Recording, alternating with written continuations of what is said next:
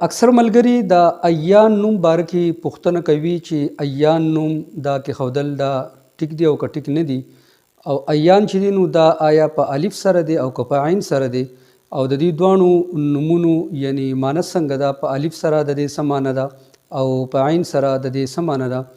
نو د دې جواب دا دی چې ایان په الف سره په عربی کې دا چې دی نو ظرف زمان دی او د دې معنی ده کب او کس وخت، لکه څنګه چې قرآن کې راځي ایان مرساها یا ایان یوم الدین، یعنی کله به د قیامت دا ورځ واقع کیږي. نو ایان چې دی نو دا ظرف زمان دی او د دې معنی کله او سټیم یعنی کب او کس وخت. نو چونکې د دې معنی داسې ډیره مزیداره نه ده، نو په الف سره دا نوم کې خودل ندی پکار. البته په عین سره عیان، عیان د دې معنی په اردو کې مونږ کوو کشاده آنکو والی، یعنی غټو سترګو والا. نو په عین سره که څوک دا نوم کې دی نو بالکل دا ټیک دی، معنی هم چې دی کشاده آنکو والا دا معنی چې دی نو مناسب هم ده او ټیک هم ده. نو په عین سره کې خودل درست دی، او په الف سره ایان نو دا ظرف زمان دی، د دې داسې څه خاص معنی نشته دی.